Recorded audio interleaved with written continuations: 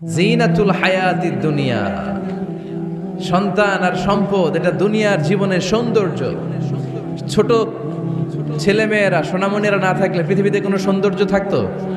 স্বামী স্ত্রীর ভালোবাসা কয় বছর? রং ধরা যৌবন জং ধরে শেষ। 1-2 বছর পরে আর আগের ওই মাতলামিটা থাকে না, ওই ভালোবাসাটা থাকে না। এরপরে ভালোবাসাটা হয় ছেলে মেয়েদের কারণে, ঠিক কিনা? ঘরে গেলে আব্বু আব্বু ডাকে, আম্মা আম্মু ডাকে, ছোটাছুটি করে, দৌড়াদৌড়ি করে, কান্নাকাটি করে, রাগ করে বসে থাকে, রাগ ভাঙাতে হয়, এটাই মজা, ঠিক কিনা? এজন্য আল্লাহ বলেছেন জিনাতুল হায়াতিদ দুনিয়া। ছেলে মেয়েরা, সন্তান সন্ততি হচ্ছে দুনিয়ার জীবনের সম্পদ, দুনিয়ার জীবনের সৌন্দর্য। এক আয়াতে বললেন জিনা, আবার আরেক আয়াতে বললেন ফিতনা। ইন্নামা আমওয়ালুকুম ওয়া আওলাদুকুম ফিতনা। তোমাদের সম্পদ, তোমাদের ছেলে মেয়েগুলো যেমনি সৌন্দর্য, আবার অন দা আদার হ্যান্ড তারা তোমাদের জন্য ফিতনা। কারণ এই সন্তানের মুখে খাবার তুলে দেওয়ার জন্য অনেক বাবা হারাম পন্থায় উপার্জন করে, এরকম আছে না নাই? তাহলে ওই সন্তান শুধু জিনা না, ওই সন্তান ফিতনা। এই সন্তানের কারণে বাবা দুনিয়ায় ফিতনায় পড়ে গিয়েছে, ফিতনায় জড়িয়েছে। আবার আরেক আয়াতে আল্লাহ বললেন আদুওয়া। কখনো কখনো সন্তান সন্ততি এগুলো হয়ে যায় শত্রু, বাবা মায়ের জন্য শত্রু। অনেক বাবা আছে ছেলের জন্য জাহান্নামে যাবে, আছে না নাই? অনেক ছেলে আছে বাবার জন্য জাহান্নামে যাবে। কিয়ামতের দিন বাবা ছেলেরে পরিচয় দিবে না, ছেলে বাবারে পরিচয় দিবে না, একে অপরের শত্রু হয়ে যাবে, ঠিক কিনা? কারণ দিনটা বড্ড ভয়ঙ্কর, কেউ কাউরে চিনবে না। সেদিন হবে 50,000 বছরের সমান একটা দিন। সবার মুখে একটাই চিৎকার, ইয়া নাফসি ইয়া নাফসি। আকাশের জলজলে সূর্যটা অনেক দূরে, তারপরেও তাকাতে কত সমস্যা হয়, অনেকেই ভাবে আছেন। সেই সূর্যটা, তেজদীপ্ত সূর্যটা কিয়ামতের মাঠে মাথার একেবারে কাছাকাছি চলে আসবে। সূর্যের প্রচন্ড তাপে মাথার মগজগুলো গলে গলে নাকের ছিদ্র আর কানের ছিদ্র দিয়ে বেয়ে বেয়ে পড়বে। হুফাতান উরাতান মুশাতান গুরলা। পায়ে দেওয়ার মতো কারো জুতা থাকবে না। আজকে যে বাটা জুতা পরে আসছেন, অ্যাপেক্সের জুতা, কিয়ামতের দিন জুতা থাকবে পায়ে, গায়ে জামা থাকবে না। Everyone will stand up as naked.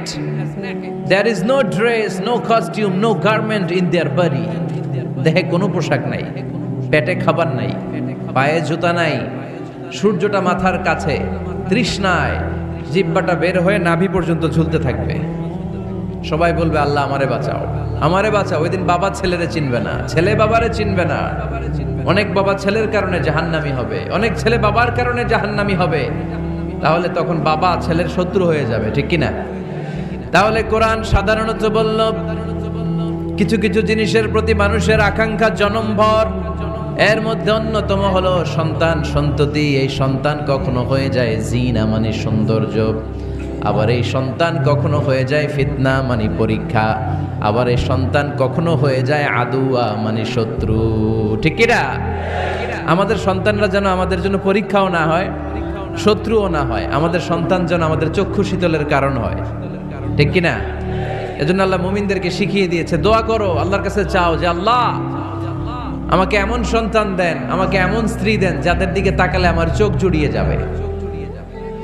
আল্লাহ বললেন তোমরা আমার কাছে চাও আর পড়ো, রব্বানা হাব লানা মিন আজওয়াজিনা ওয়া যুররিয়াতিনা কুররাতা আ'য়ুন ওয়াজআলনা লিল মুত্তাকিনা ইমামা। ও আমাদের রব, আমাদের কেমন স্ত্রী দান করেন, এমন সন্তান দান করেন যে স্ত্রীদের দিকে তাকালে, যেই সন্তানের দিকে তাকালে আমাদের হৃদয়টারে জুড়িয়ে দিবে কে? এরকম স্ত্রী, এরকম সন্তান আমরা চাই কি চাই না? ঘরে ঢুকার পরে স্ত্রীর দিকে তাকালে কলিজা ঠান্ডা হয়ে যায়, সন্তানের দিকে তাকালে হৃদয়টা জুড়িয়ে যায়। এরকম সন্তান আমরা চাই না? কথা বলতে হবে, চাই কি চাই না? এরকম সন্তান কেমন করে আপনারা গঠন করবেন, কেমন করে সন্তানকে মানুষের মতো মানুষ বানাতে হয়, এ নিয়ে কিছু কথা আজকে আমরা শুনবো। মনোযোগ আছে? কষ্ট হচ্ছে না তো? আমি যতক্ষণ আছি ততক্ষণ থাকবেন? কারা কারা?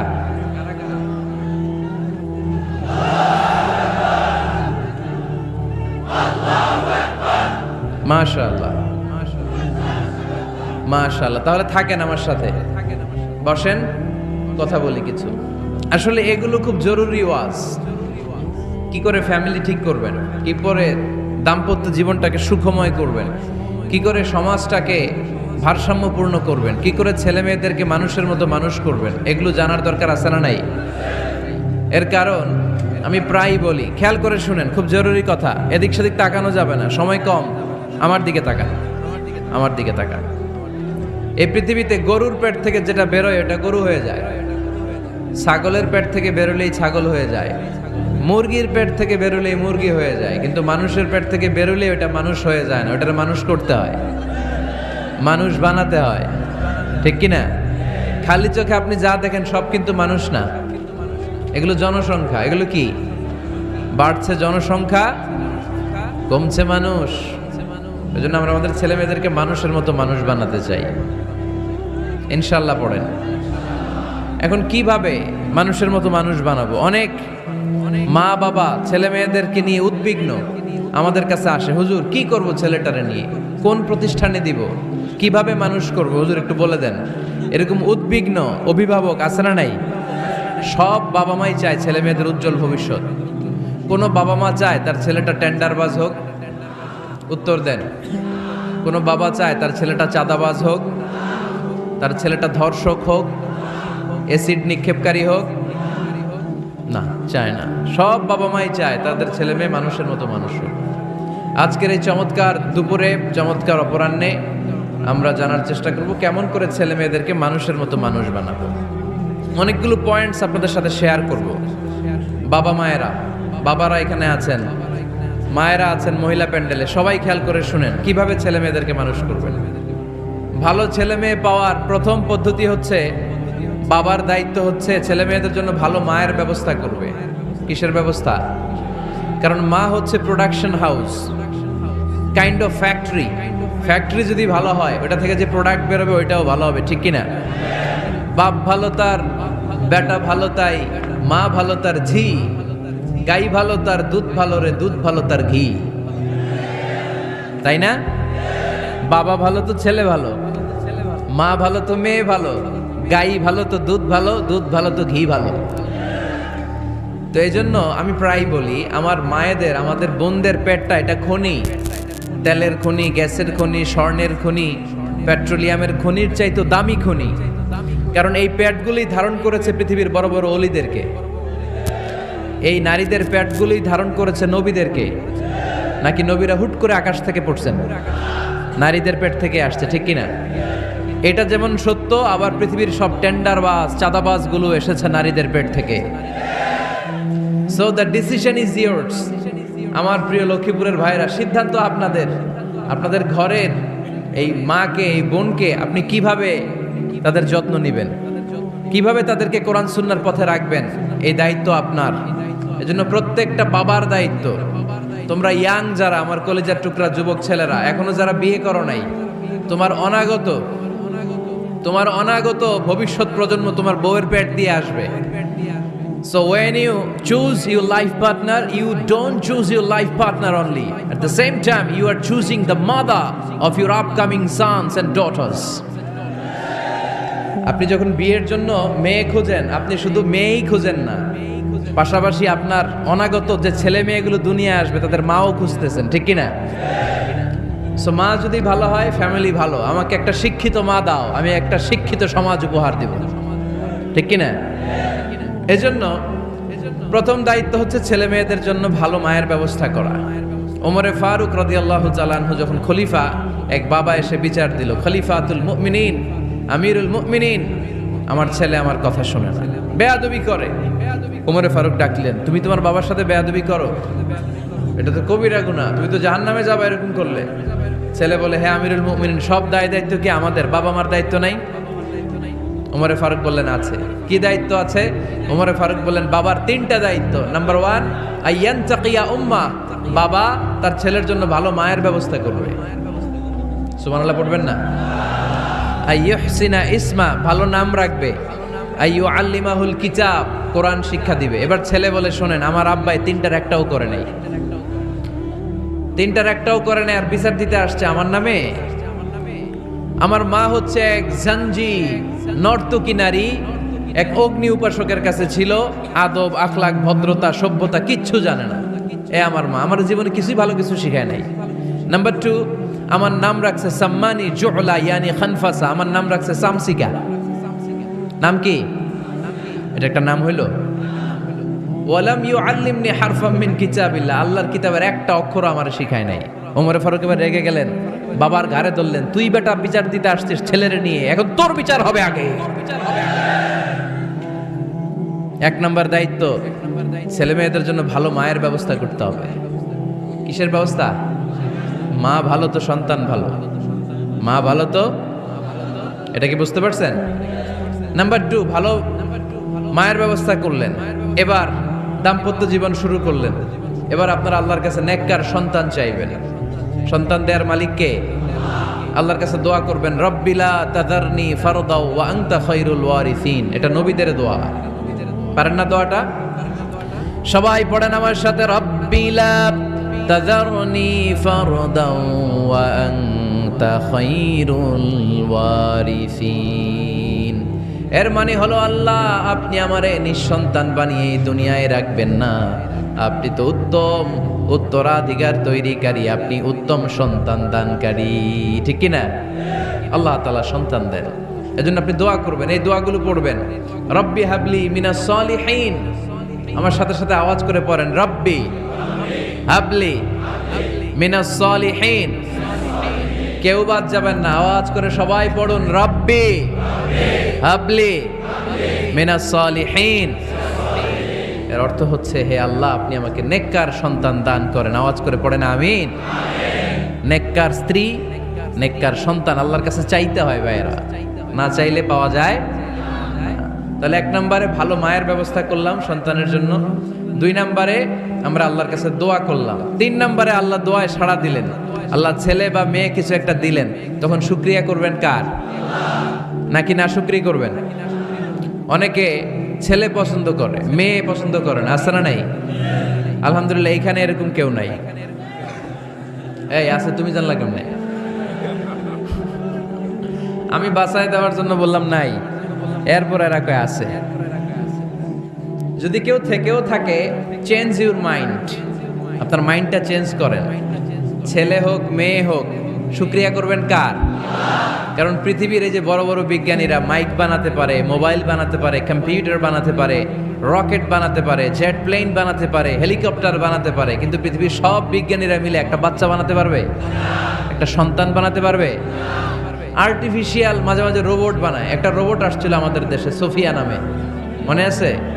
এরকম আরো ডেভেলপড রোবট তারা বানিয়েছে, কিন্তু এগুলোও কাজ করে না। এদিকে যাইতে গেলে মাঝে মাঝে ওদিকে চলে যায়।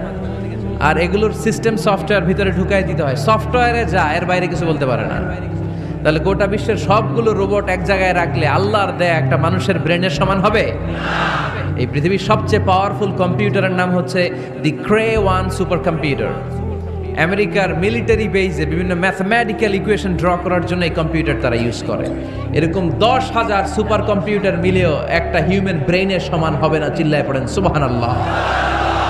তাহলে ছেলে হোক মেয়ে হোক, শুকরিয়া করব কার? অনেকে ছেলে হইলে মহা খুশি, পাড়ার সবাইরে মিষ্টি খাওয়ায়, মেয়ে হইলে খুশি হয় না, আছে না নাই? এরকম করবেন না, কারণ আপনার হাতেও নাই, আপনার বউয়ের হাতেও নাই। কার হাতে? তো যেটা আল্লাহর হাতে, এটা নিয়ে আপনারা তো টেনশন কেন? আল্লাহর হাতে ছেড়ে দেন না। আবার অনেকে টানা ছেলে হইতেছে 1 2 3 4, খালি দোয়া করে আল্লাহ একটা মেয়ে দাও, মেয়ে দাও। পঞ্চমবারে হইছে আবার ছেলে, আছে। আবার অনেকের টানা মেয়ে হইতেছে 5টা মেয়ে, খালি দোয়া করে আল্লাহ একটা ছেলে দাও। ষষ্ঠবারও হইছে মেয়ে। এটা আমার হাতেও নাই, আপনার হাতেও নাই, ডাক্তারের হাতেও নাই। কার হাতে? যারটা যার হাতে, হের হাতে ছেড়ে দেন। পারবেন নাকি না শুকরি করবেন? আল্লাহ বলে খবরদার, দুনিয়ার সবাই অনেক কিছু বানাতে পারে, অনেক কিছু তৈরি করতে পারে, কিন্তু একটা সন্তান দিতে পারে না। তুমি 6টা ছেলে পাওয়ার কারণে না শুকরি করো, মেয়ের জন্য আমার বিরুদ্ধে কথা বলো। এমন অনেক দম্পতি আছে 20 বছর কেঁদে কেঁদে জীবনটারে শেষ করে দিল। আমি এমন পরীক্ষায় ফেলেছি, একটা সন্তানও তাদের দেই নাই। আল্লাহ অনেকে কিছু দেন নাই। ছেলে দেয় কে? সবাই বলতে হবে, ছেলে দেয় কে? মেয়ে দেয় কে? ছেলে মেয়ে দুইটাই দেয় কে? আবার কাউরে ছেলেও দেন না, মেয়েও দেন না। তিনি কে?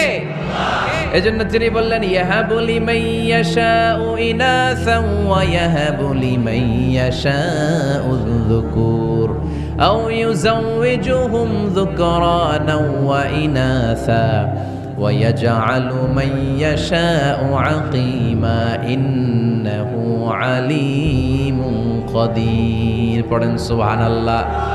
আল্লাহ রেখে বললেন আমি এমন এক সত্তা, আমি যারে চাই তারে ছেলে দেই, যারে চাই তারে মেয়ে দেই, যারে চাই তারে ছেলেও দেই মেয়েও দেই। আমি এমন এক সত্তা, যারে চাই না তারে ছেলেও দেই না মেয়েও দেই না। তিনি কে? তিনি দেন। এজন্য শুকরিয়া করবেন কার? তিনটা চলে গেল, ছেলে হোক মেয়ে হোক, শুকরিয়া করুন। 4 নাম্বার, ছেলে দেখ মেয়ে দেখ, সন্তান হওয়ার সাথে সাথেই ছেলের কানে বা মেয়ের কানে আজান দিতে হবে। কে দিতে হবে? আজান দিতে হবে। দেন না আপনারা? দিবেন নাকি ইমাম সাহেব হুজুর আসবে তারপরে দিবে বসে থাকেন? খতিব সাহেব হুজুর না আসলে তার আজান দেওয়া যাবে না, বড় হুজুর না আসলে তার দেওয়া যাবে না, এরকম না। মুসনাদে আহমদ ইবনে হাম্বলের হাদিস, ফাতেমা রাদিয়াল্লাহু তাআলা আনহার প্রথম সন্তান ইমাম হাসান রাদিয়াল্লাহু তাআলা আনহু, আল্লাহ রাসূলের নাতি ইমাম হাসান যখন জন্মগ্রহণ করলো, বিশ্বনবী নিজে এসে হাসানকে কোলে নিয়ে হাসানের কানের সামনে আজান দিয়েছেন। আযানা রাসূলুল্লাহ সাল্লাল্লাহু আলাইহি ওয়াসাল্লাম আলা উযুনাইল হাসান হিনামা ওয়ালাদাতহু ফাতিমাতু বিসসালাহ। বিশ্বনবী নিজে আজান দিয়েছেন। আজান দিতে পারেন আপনারা? পারেন না সবাই? আল্লাহু আকবার, আল্লাহু আকবার, আল্লাহু আকবার,